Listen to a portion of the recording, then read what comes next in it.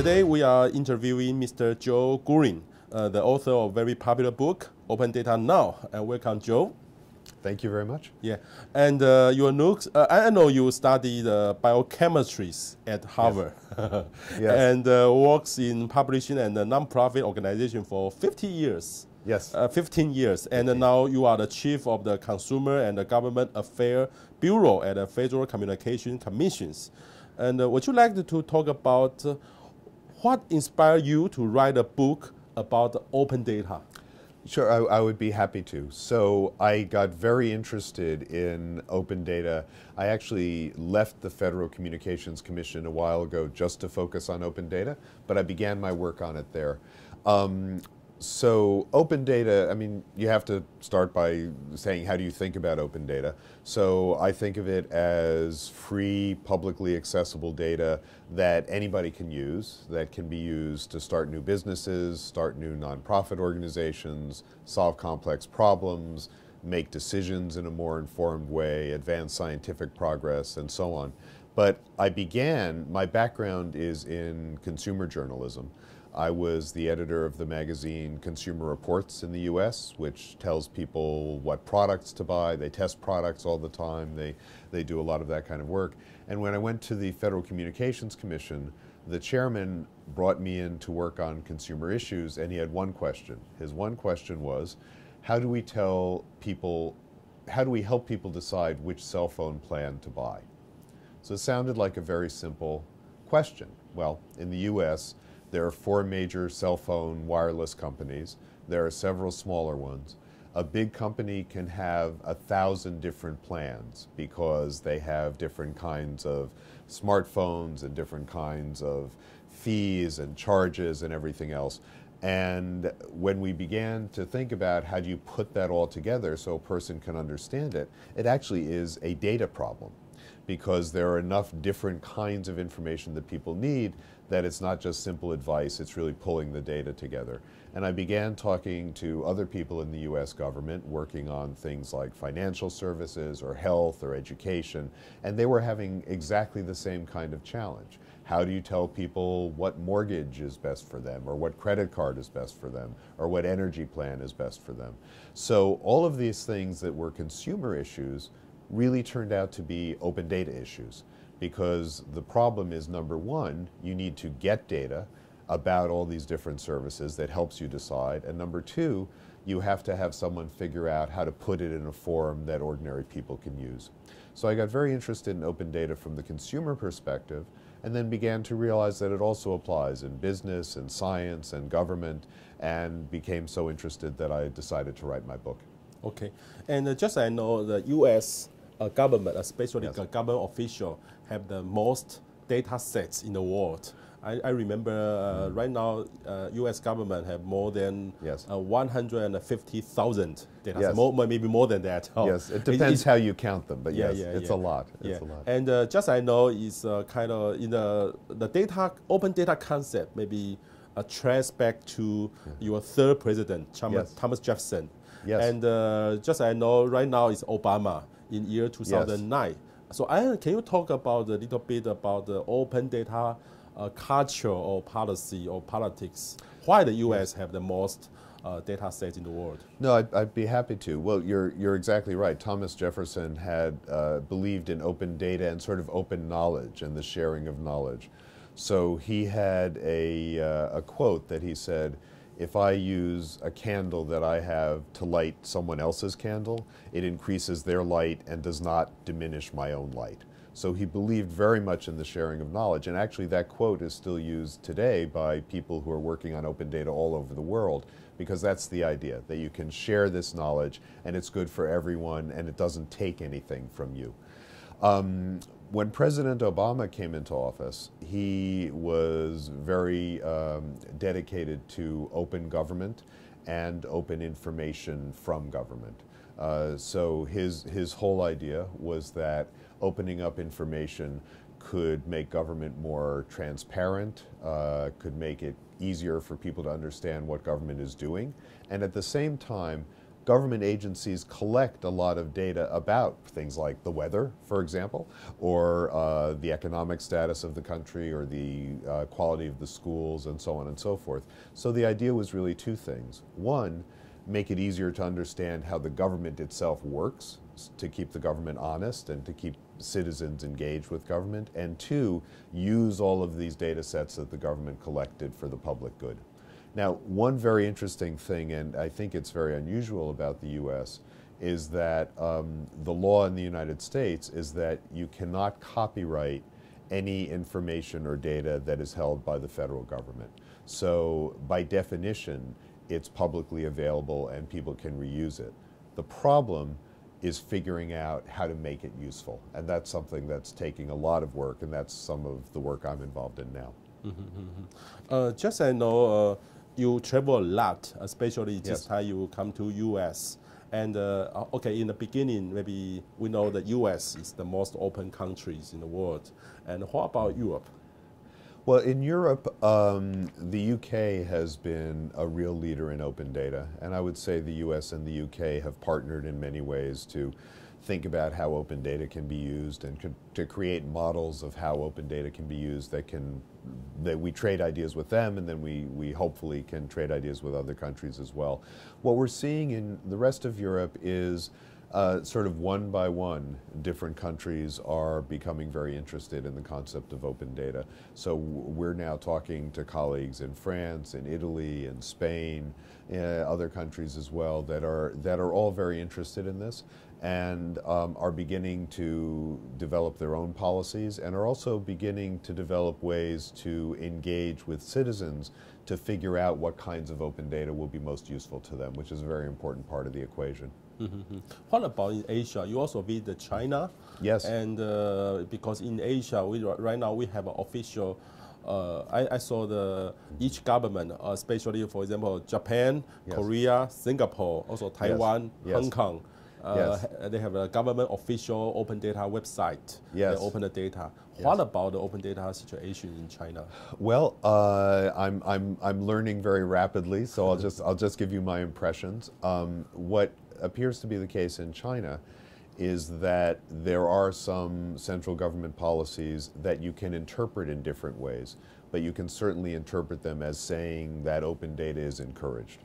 So my sense is that people in different cities in China, particularly Shanghai, Beijing, but now many other cities as well, are beginning to experiment with open data, and this government policy essentially gives them an ability to do that and sort of permission to do that. But at the same time, the central government could say, you know, we don't want you to release that data.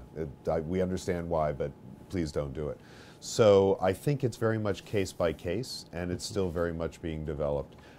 Korea and Singapore seem to be very active. We've spoken to several people from Japan who have been very interested in our work, and my sense is that there's a lot of interest there, and that there's more of a question of how to really begin to get it going. Just in the beginning? I think so. I think so.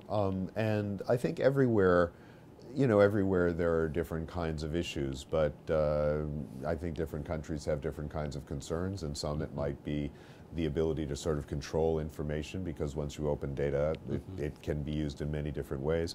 And in some cases, I think it's more of a question of government officials being concerned that their data is not high enough quality, or that when people see the data, they will be criticized because the data is not as good as it should be. That actually is an issue we have even in the US. The US, as you said, has had open data for a long time, but in fact, many, many of our data sets have a lot of problems. And what we're trying to do is develop a way that that's not an embarrassment to the government agencies, but simply something that we all see as a project to work on. In Taiwan, we do not have any law about the open data. Right now, we only have the freedom of government information. Right. Freedom of government information not Right. equal to the open data. Yes, and right, so right. some of the local people, they hope that we should have an open data law about Yes. that. So I'm wondering, because I saw the US, you have an open data policy or open Yes. data act. And by your opinion, what kind of the law, do you need a law about that? Well, in the U.S., it's gone in two different ways, and I can tell you a little bit about our experience with each one. So, if you think back to the idea, think of two kinds of open government data. One kind is very much about how the government does its work. Mm-hmm. The other kind is about information the government collects about weather, education, energy, and so on. So one is the role of government as an actor, that the public should have visibility and see what they're doing. The other is almost the government as a provider of data about everything else. So the first one, which is really about government transparency and accountability, we have recently had a major milestone in the U.S. There is a new law in the United States called the Data Act, DATA, which stands for, I always get this wrong. It's very embarrassing for me, but I believe it's the Digital Accountability and Transparency Act. So one of the remarkable things, Democrats and Republicans in the U.S. do not agree on very much these days, but they agreed completely on this act, and it passed just about unanimously in our Congress. And what it does is it requires that federal government spending, has to be recorded and made public in a digitized way that will be much, much, much more precise than anything that has been available before. So, for example, in the past, you would have disclosure of government contracts, but it would only show you the top contractor. The Data Act will make it possible to see the contractor, the subcontractor, the next level. So every dollar that the Congress allocates, you can trace it all the way down to see who did the work, to see how it was spent, and it will be a tremendous tool for good government. So that's been a major advance. It will take a while to implement, but people are very excited about it. The other piece, which is getting the government to release more of the information it collects about everything in the country and more, that has not been done by legislation. That has been done by an executive order. So about a year and a half ago, in May 2013, President Obama and the executive office said, this is what we want all federal agencies to do. Now, an order like that can be followed or not quite followed. So the agencies know they need to do it, but it's been difficult. Some have been more enthusiastic than others.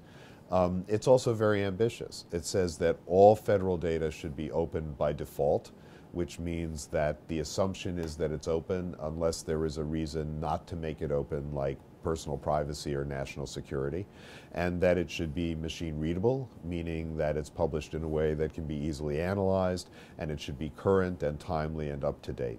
So a lot of agencies are now struggling to figure out how to do this. One of the other provisions is that for the first time, they are required to get feedback from the people who use their data. And in my work at New York University and the governance lab, or the Gov Lab at NYU, we are actually right in the middle now of helping figure out how agencies can get feedback from people who use their data and make their data that much more effective and useful. So, what about the other country? Did they have any kind of the open data law in the other country? Because I found the U.S. you have the culture of open data, but in other countries they do not have any kind of culture. Yes. What did they do? Well, I think there's a lot of experimentation going on, and there is in the U.S. too. I mean, I would say the U.S. does have the desire to make open data useful, but you mentioned before we may have 150,000 open data data sets. Many agencies don't even know what data they have. Some of those data sets are very old. Some of them are technologically obsolete. So even though we do have this tradition, it's still going to take a lot of work to make all of that data really useful, or to figure out what is the most useful data. But I think what we're hoping is really going to be the most effective kind of way to change culture, and in the U.S. as well, by the way, because even though we have this tradition, many agencies are not so eager to follow it. We think that at the GovLab, where I'm working now, we think that one of the most effective ways to make the case is to show how businesses and the private sector can actually use this open government data, that it's really a national resource, that it's just like oil or any kind of national resource, that it's something that should be available because you can build businesses with it, you can build nonprofit organizations with it. So that's why we've been conducting a study to see how open data is being used and to demonstrate the potential. You know, about 2 months ago, Taiwan in Kaohsiung, we have the gas explosion events. Yes. And so in the beginning, because our local government, they do not, they cannot identify the gas. What's the gas they smells? And after that, so we asked our government to open the pipeline, pipeline. But our government say it's national securities because if we open the pipeline data, and some people, we can do something about that in the future. Yes. And so our government say it's national securities. But I found the U.S. for the pipeline. Most of the, I think, I don't know, because I saw lots of pipeline data there. So in U.S., do you mean any kind of national security reasons to do not open the data?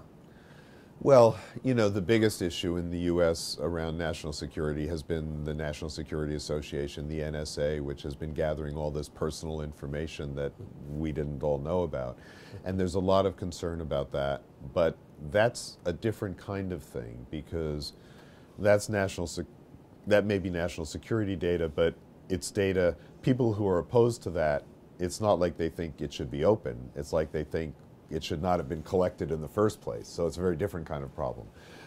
We do not have a lot of concern about national security around what we would think of as open data. And on the environmental side, I can tell you what happens more in the U.S. And this is, so the U.S. culture, government is very interesting because there's a culture against regulation. So the idea is that businesses should be able to do what they want. Government should not tell them what to do. On the other hand, there's a concern that if nobody knows what they're doing, businesses could be irresponsible. So open data in the U.S. has become the way to have sort of businesses operate for the social good without the government telling them directly what to do and directly regulating everything they do. And we actually have a term for it. We call it sort of light touch regulation. So many agencies now are focusing on opening up data because it's a way to make industries better because the market makes it better. And the best example of this actually in the US is an environmental example. Over 20 years ago, a law was passed establishing the toxics release inventory. So our Environmental Protection Agency requires factories around the country to report on how much pollution they're putting into the air or the water. And all they have to do is report it so it can be published.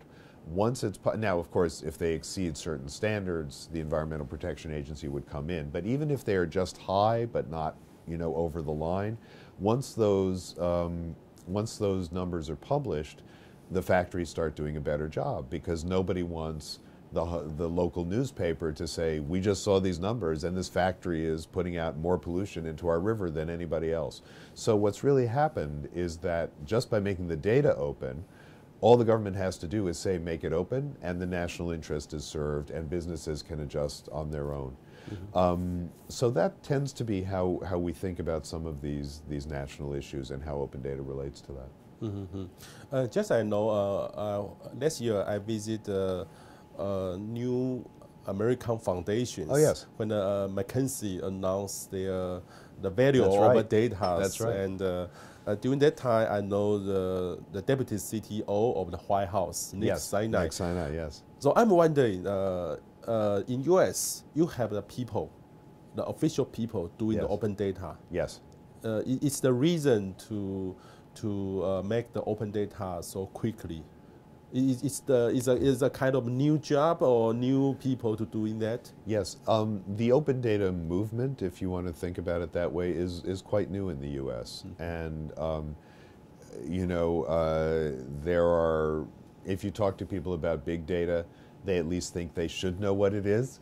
If you talk to people about open data, most people still have not really heard about it as a concept. But at the very, very high levels, it's a very big concept. I mean, the chief technology officer of the U.S. President Obama appointed the first chief technology officer, and Nick Sinai, as you mentioned, works very much on open data with the chief technology officer, and we've worked a lot with him in our work at NYU. Yeah, they really believe that this is the way of the future. And when President Obama announced this open data policy in 2013, it was very interesting. He did not announce it at the White House. He went to a technology center in Austin, Texas, where they were using data and using technology. And when he announced the policy, he said, this policy will make it possible for businesses and entrepreneurs to do new things that we have not even imagined yet.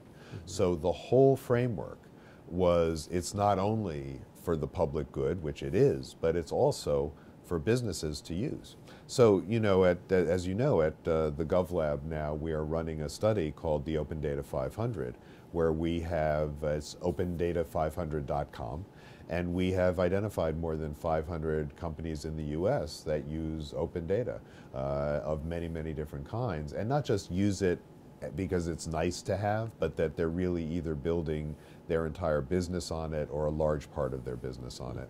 And we're now beginning to do similar studies. We've just started one in Mexico. We're going to be doing one in Australia, working with governments and nonprofit organizations in those places, because we think this really, it is a very compelling case to be made. That open data really can boost the economy and create new kinds of products and services that did not exist before. Just I found, for example, U.S. you have the kind of role about the deputy CTO of the Nick Sinai, and also in U.K. they have the minister set up the ODI. Yes. And in French government they set up the ETN lab. Yes. So I'm wondering, because some kind of sometimes the government, each country's government, sometimes they will have some bureaucracies. Yes. So I'm wondering, if we want to make the open data smoothly, quickly, do we need a kind of the new organization, new people to doing the same thing? Because the bureaucracy sometimes will destroy the open data. Well, that's very interesting. I think there's a couple of issues there. One is that open data, like anything technological, like anything involving data, it has to be done well and it has to be done efficiently. So, in the US we had really a very bad experience with Obamacare when we launched the website that people were supposed to be able to go to choose their health care plans. They spent $1 billion to develop it and it didn't work. So they called in a team of technology experts. They had somebody from Google, they had people from other places, and they came in, they fixed it.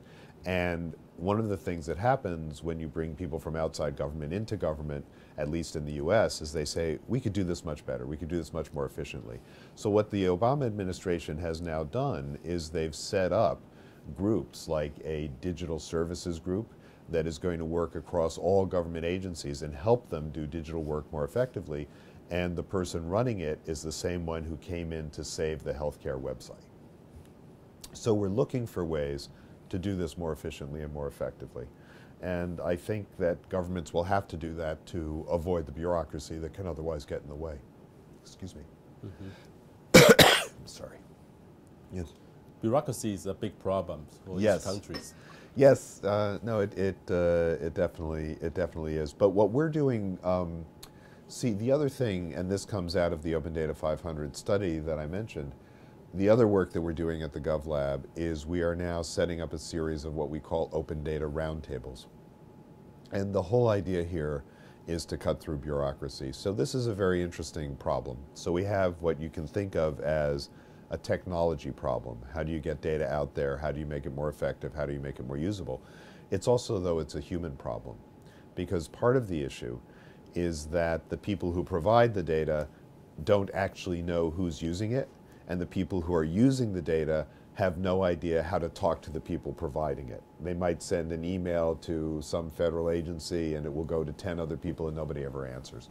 So the idea of these open data roundtables is to take a very sort of straightforward human approach to a technology problem, and we actually get people together in one room for a day, maybe 20 people from government with 20 people from business, and we structure it very carefully. We ask all of them ahead of time, what are you interested in? What are the problems you're trying to solve? What do you want from the people on the other side of the table? We bring them together, we have a structured day, and at the end of the day, we have a full set of notes about how to make this better. And we then issue a report. So the first one we did was with the Department of Commerce.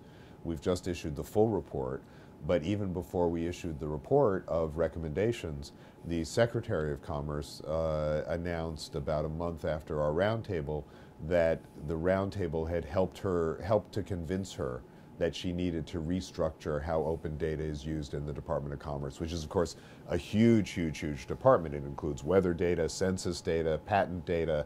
It's the biggest data provider probably in the US. And she said that she was now going to bring in a chief data officer and set up an advisory council so that businesses could advise commerce on how they could improve their data. And we were very happy that that had that kind of impact. But it is amazing.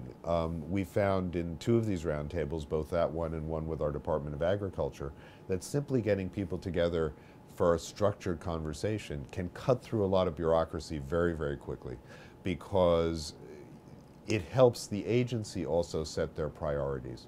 So if you're a typical agency, you have a lot of data. It all needs work because it was gathered over a long period of time. It could all be made better. You can't make all of it really useful and usable and excellent all at once. That kind of dialogue with the people using their data makes it easier to figure out where do you focus first, what are the most important kinds of data, and how do you work with people in the private sector who can help make it all work more efficiently. Quite interesting. And I want to ask about the cost of the data. Yes. Because in UK we see Yes. you need to pay some data you need to pay, and in US most of the data is free. So That's right. I'm wondering, maybe you have some data you need to pay. And in Taiwan, because our government, lots of our department, they sell the data for the government. So our financial department will say, oh, you should not open the data, because open data, our government will lose the money. Right. So it's a kind of a very not so easy to communicate with our financial department. Yeah, well, it's a very, I think that's one of the most difficult problems. I think we're just fortunate in the US that for history or tradition or legal or whatever combination of reasons that we did not have that problem. But I certainly understand it. I mean, government budgets are tight, I think, everywhere in the world. And when an agency has had that history of charging for data, it's very difficult to say you shouldn't do that anymore. I think really the only way around it is to take the long view. And in the long view, I think two things are true. One is that governments ultimately will lose some credibility if they don't make data open for free, because this is so much the way things are going. In the UK, for example, so the UK, as you mentioned, has both had a very, very active open data program, and it's had this problem of agencies charging for data. And I just saw an article a couple of days ago about one of the people who had started the open data movement in the UK is now saying we are in danger of just missing this opportunity if we don't make the data free. So, you know, there's a lot of pushback on the idea of charging for data. Even though people understand it, there are a lot of people saying, you know, you just can't credibly say you're an open data society or an open data country if you charge so much for the data. But on a more practical level, all of the kinds of things that we're seeing with the uses of open data and the businesses that we're seeing in every part of the economy, the fact that open data is free in the US makes it much, much easier. And it especially makes it easier for SMEs, for small and medium-sized companies. If you're a startup, you know, in the US we have this whole kind of image of Steve Jobs or, you know, inventing Apple in a garage, or now if you're a data entrepreneur, you probably don't even need a garage, you just do it on your laptop. But if you're an entrepreneur and you want to experiment with data and use it as a resource, if you have to pay a lot of money, you can't do that. So it really inhibits that kind of experimentation from happening. And and I know young people call Arthur suicide. Yes, Arthur Schwartz. Arthur Schwartz, yeah, Yeah. Arthur Schwartz, and because he grabs lots of data from Yes. MIT, and I think he's very smart, quite smart. Yes, yes. And finally suicide. I saw the news when Timberlake also have a kind of the speech. Yes, yes. And so in your books you also write about this. About Arthur Schwartz. It was a very tragic case, and I think was very, very unnecessary on many, many levels. I mean, essentially what he did, as I understand it, so MIT had a policy that people who were certain kinds of students could download research data for free. And what he did is he said, well, I'm just going to use that to download all kinds of data and then make it open to everybody else. This is basically research papers, I think, scientific papers. And they said, no, you can't do that because you're releasing too much data. Well, you know, that I think is an approach that just is, you can't maintain that approach. You can't really say, yes, the data's open, but you can only take this much of it. If it's open, it's open. You know, and what's happened, and it's tragic that it took his suicide, I think, to help make this happen because people realized what a problem it was. But what's happened now is official U.S. government policy on scientific data is changing. That the policy now is that if you publish something in a scientific journal within, I think, some cases 6 to 12 months, that has to be available for free to everybody. That, you know, you can charge for it for a certain period of time, but then it has to be free to everybody. And some people would say it should even be free from the beginning. And the reason for that is that, you know, and that's, I'm sorry, that's true for research that is funded by government grants. So the idea is, I'm a taxpayer, we're all taxpayers, we pay money to the government supports these scientists to do their work.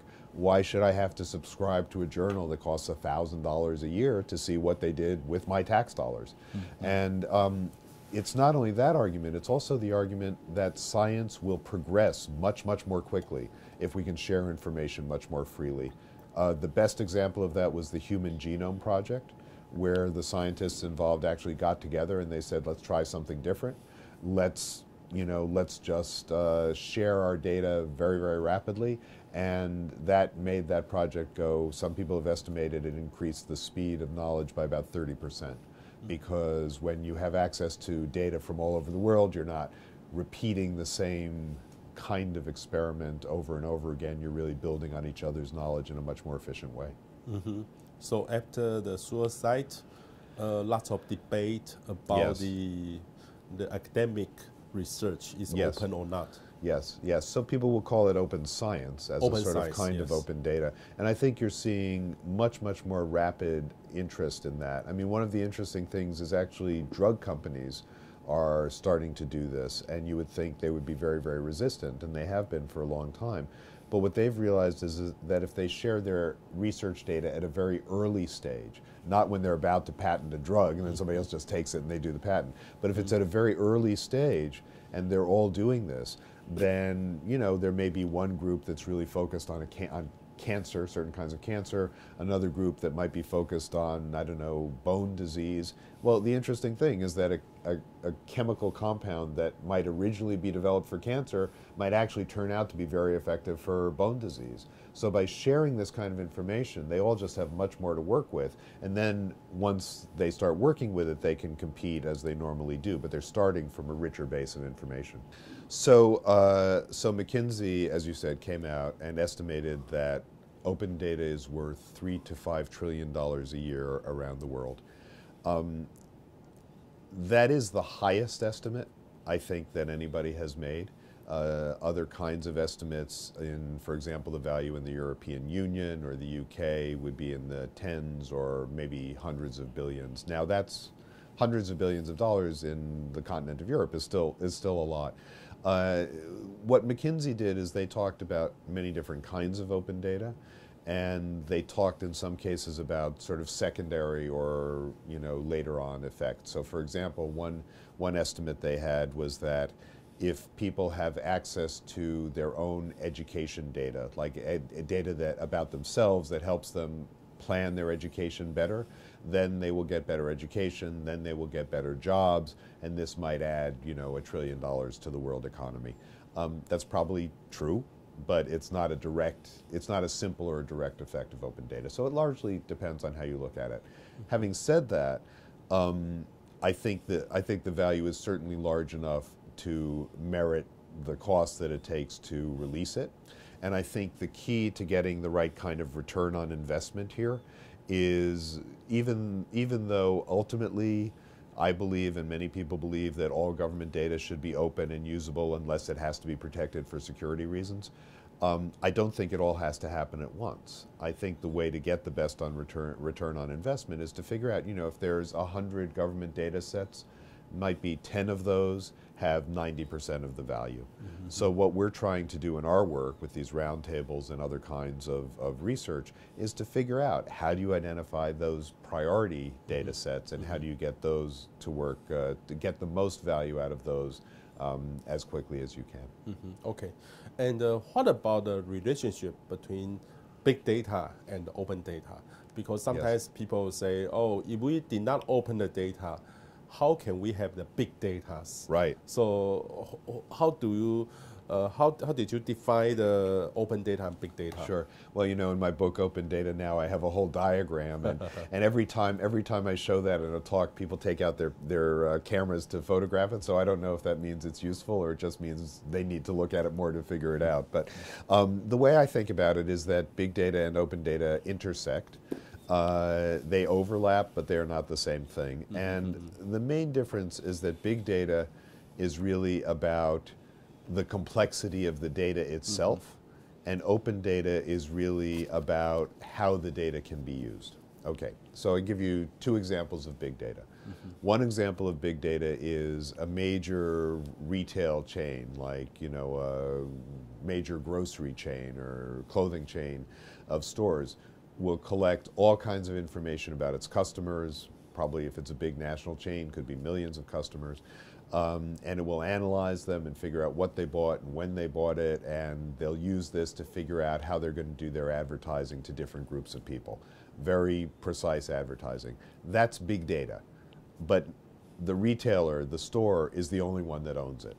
I can't use it, you can't use it, government can't use it, they own it, they hold it. Now flip side, another kind of big data in the US would be data like weather data, or data about companies that's collected by the Securities and Exchange Commission, or mapping data, GPS data. So those are big data sets, and they're free for everybody to use. So the implications of those are very, very different. They're both big data, but the first kind just gives an advantage to the collector and the holder of it, and the second kind gives an advantage to everybody. So the second kind is open data. And what is really important about open data is that it is all about helping everybody and giving everybody the use. So it can be big data like the kinds I just mentioned. It could also be very small data sets. It could be, for example, a city budget that is not that complicated, but having it out there in a way that anybody can analyze and put it in a spreadsheet makes it much more useful and makes government that more effective. So where they intersect is that some of the open data sets are very big, some of the big data sets are open, but you can also have open that's not big or big that's not open, and there's different implications for all those types. Mm-hmm. Okay, thank you very much, Joe. Thank you. Thank you. It was a pleasure speaking to you. Thank you very much.